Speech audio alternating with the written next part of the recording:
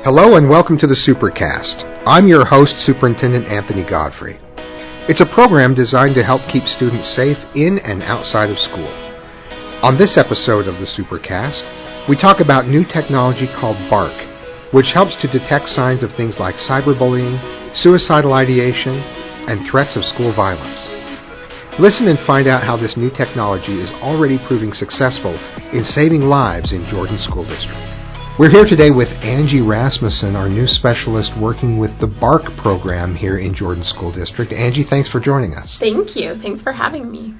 Most people don't know what the BARC program is. Let's just start off by having you talk just generally about what it's designed to do. Okay. So it is a software that we have monitoring Google accounts in Jordan School District. So parents can buy it themselves to monitor their students on their electronic devices, but we use it for our school purposes to help flag students who may need some extra support. Just as a clarification for our listeners, I want to make sure that everyone understands that this is only monitoring of school accounts. So chats, emails, documents that are submitted through Google Docs, that sort of thing, right? Correct, yes. So it has to be through their My Jordan District account, Google account. And we have accounts for students in elementary, middle, and high school. So Correct. Really this reaches students of all ages. Yes, it does. And tell me a little bit about how the BARC program works. So it has artificial intelligence that will screen or flag anything in these Google Documents, chats, emails that could be concerning. And there's different categories like bullying or suicidal ideation, self-harm, violence, among others. And it will categorize the alert, and it will also say if it's severe or non-severe. And then there is an imminent category, but those are flagged as severe, and then they become phone calls as well. So when you go through the program, tell us a little bit about what your interaction is with the alerts and how the process works. So they will take a snippet of what they flag as concerning, and there will be, sometimes it's highlighted with certain areas that they're trying to show me, this is what we flagged. And then I can look at it and see the context. I can see if it's two people talking to each other in an email or in a chat, and get an idea of what maybe the conversation is. A lot of Google Docs are used as journal entries, or they will chat in real time with each other on a Google Doc. The students will. It's a way to communicate and kind of see. And so that it will come in those formats. And a lot of times if they're expressing something that could be concerning to adults, that we want to make those connections with kids and help them to prevent anything from becoming a further situation that either leads to violence or additional suicidal ideation. Now tell me again, the categories were non-severe, severe, and imminent. Is that correct? Yes, that's correct. Can you tell us what the process is for dealing with issues in all three categories? Yes. So non-severe, I usually will look at with certain keywords like self-harm or depression, anxiety, because those ones can sometimes be flagged as non-severe if they're not using the right words. And so I will still look at those as severe because I want to make sure that I see them. But others will be if they're like two kids are maybe talking and are joking around, and it's not, it doesn't have any risk factors to it. I will just have those so they're they're documented, so I can access them later, but I don't necessarily do anything with it. It's kind of documented. I don't push them to the schools, is basically what I'm saying. If it's severe, I can also do that where I kind of look into it and say, oh, this isn't. The example I used was they were playing a game in class and they were talking about this game, and she got a high score, and then the kid responded back something about being high, and they were talking about the scores still, but the program flagged it as the word high as in intoxicated, and so that was not necessarily what the context was, and so I did not pass that on because it is not non-threatening. It was about a game and a high score. But when it is something that I feel that the school personnel should be aware of and help them to support the student, then I will take the information I have and let the relevant person know, whether that's an administrator or a school counselor or a social worker, and then we have some dialogue on how to help the student or support the student, or if they have more questions about how it could be handled, then we can troubleshoot with that. If it's imminent, it is usually a phone call from BARC, so they won't just email me or flag it. They will text me and call me. And if I don't answer, then it is set up to call local authorities for a wellness check. So it can be really an alarm about yes. something that could be happening right away. Have we had a few of those? We have. Since I've been working with the program, which was September 23rd, I've had 2 where they did call me. One was during school hours on a business day, and then another one was actually over the weekend on a Sunday. And did we get authorities out, parents involved? What happens from there after yes. the call comes from BARC? So I'll take the call and let them know that I'm aware of it, so that I'll handle it from there, so they don't dispatch police, because then I can look at it. The one during business hours, I worked with the administrators at the school, and we got a hold of parents that way. If it's not during business hours and it's an imminent threat, I will call parents directly, and if I can't get a hold of them, then I will try to get a wellness check from police, non-emergency police phone call to go out and visit with the student. But if I can get a hold of the parent and confirm the student's safe, then I don't call police unless it's something that was further along the line that I would have to do that. So, of course, parents are always the first call. Right. And then if we can't reach them, then we involve the police as necessary. Yes. And then I also make sure administration knows, so they can follow up with the families and make sure supports are in place at school afterwards. Right, because it's not just in the moment that we need to look at that, but we need Correct. to look at the kind of support that we need to provide for the individual longer term. Yes. And even before you came and we had it monitored to that degree, I know that we had some yes. serious situations that we were alerted to by BARC. Yes. And they did send authorities because we didn't have anyone set up to answer the phone call at the time.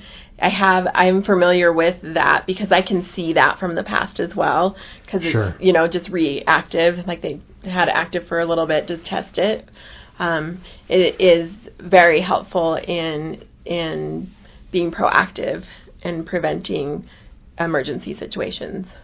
When you talked about supporting the school and calling them and contacting them about what to do next, that's because you're not just monitoring this, you have a background that helps you really address the problems as well.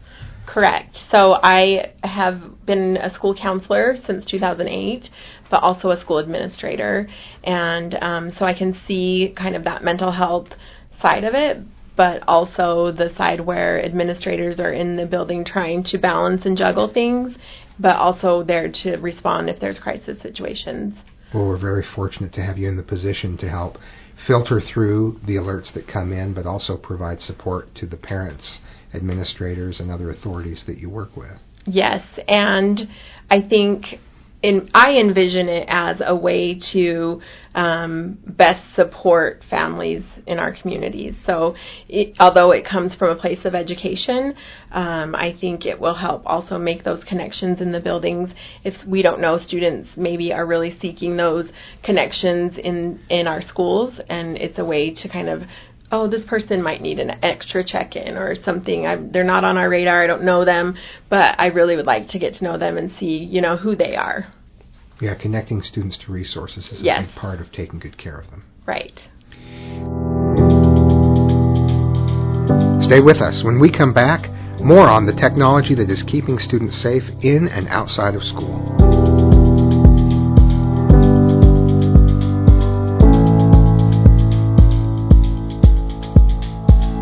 Are you looking for a job right now? Looking to work in a fun and supportive environment with great pay and a rewarding career? Jordan School District is hiring. We're currently filling full and part-time positions. You can work and make a difference in young lives and education as a classroom assistant or a substitute teacher. Apply to work in one of our school cafeterias, where our lunch staff serves up big smiles with great food every day.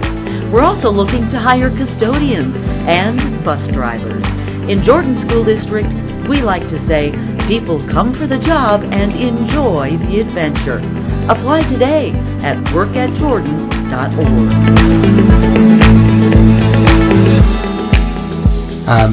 Tell me, what would you say parents need to be aware of as they're thinking about monitoring and being aware of their students' communications? As far as we go here at Jordan School District, I think it's coming from a place of care and concern. I think that as a parent myself, whenever another adult from my kid's school reach out to me, I always feel grateful that there is that other set of eyes, or that there is somebody looking out for my kid. And I want everyone to know that it's not a gotcha type thing where we're not looking for somebody to get in trouble or looking at their conversations to, do anything that's going to, we're not being punitive, I guess, is what I'm trying to say. Yeah. But we're trying to have their best interest in mind, that we won't share information with other people, only the relevant parties, the adults in the building that are directly associated with those kids. So the administrators or their school counselor, not, when talking with parents, it's like, these are the people that will know because this is how they can help you. So they know it's not something that everyone knows. So I think privacy is a big factor of the whole process. But privacy and not being punitive. Yeah, no, that's really the combination, and it's a support. It's a support, because not every student that needs help will seek it. Right. And it's a chance for us to be sure that they have the help and assistance that they need. And luckily, students a lot of times will feel comfortable telling friends in these ways. I mean, they're not talking in person. They're telling each other over these chats or emails. And so I think that's still a great thing, as long as they can get adult help when it's needed. Right, and it's those student interactions with each other that probably produce a lot of the alerts. Yes. Where they're talking to each other, not just writing on their own. Right. And I have to admit, I've never thought of the idea of writing someone right within a Google document. Yeah. Because then that's pretty immediate communication, because you don't even have the chance to decide, okay, I've crafted what I'm going to say, send. They're just watching you as you type it. So that's real time. Yes, and I think they think because we're old, we don't know about it, too. Well, I just admitted that I'm old enough not to know about it, so thank you for the education. Good. Now, this isn't a replacement for other things that we do to connect with students, see if they need help, be sure that we're aware of how they're feeling and how they're doing as educators and as parents. Right. It's actually just an additional safety net. So other things that are already in place, even, at home, that doesn't have anything to do with us. We don't regulate at-home activities. If they are at home but using their account for Jordan Schools, that is still something we would see and again, only get involved if it's something we can help with. But it's just an additional support that is added as a safety measure. It's a safety net to try and help students out when they might be struggling to connect with someone about something that they need help with. Does the program sometimes over-identify issues? Yes, not sometimes. It always does. And so it's nice to have that, to have myself, a human, looking at it to see kind of what the actual conversation could be considered, and if it is something that I could see that's helpful for a student or not.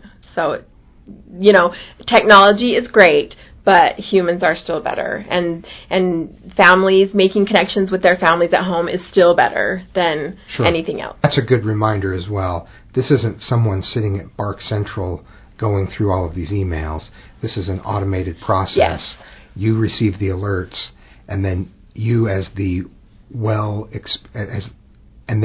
experienced, well-educated human goes through this and the results and determines whether there is in fact a problem. Yes, and then it gives me the opportunity to collaborate with the professionals in their building who know the kids potentially and know the communities and know their buildings the best, and we can kind of bounce ideas off each other. Like, this is the way it looked to me. You know them. Do you think this is something that you would find useful to help that student?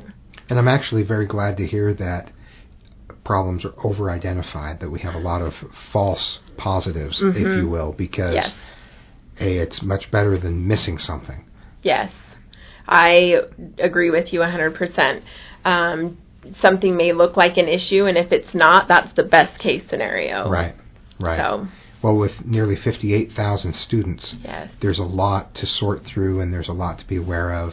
And what's interesting to me is that not only are you able to help individual students, but I can imagine that over time we're going to be able to start to see a pattern and say, hey, these are some things that students are dealing with.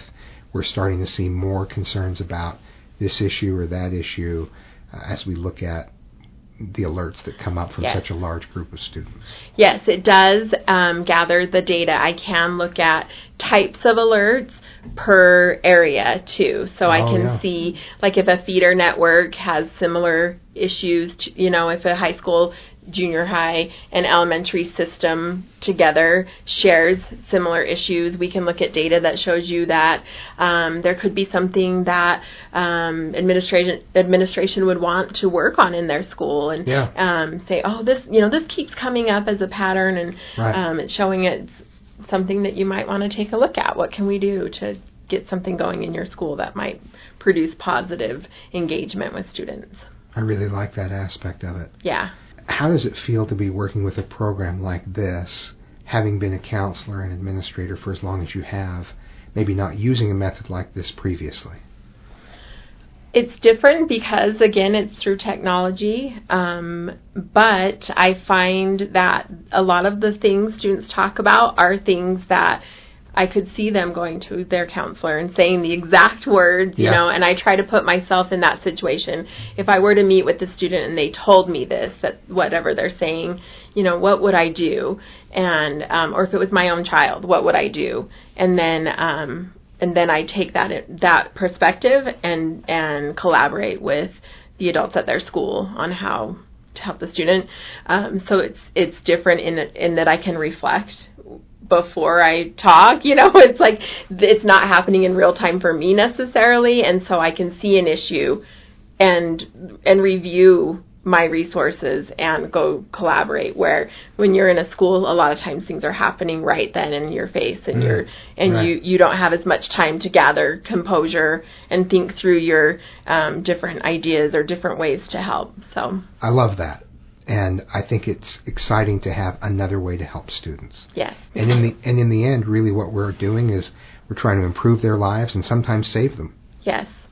Yes, that is going to be something I think that down the line we will notice that these interventions will be life-saving. Thank you very much. We're so happy to have you in Jordan District doing this work, and I really appreciate your efforts to help support our students and our schools and our families. Thank you.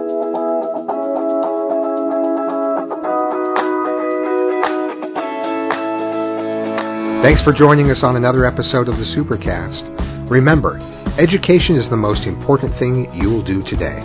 We'll see you out there.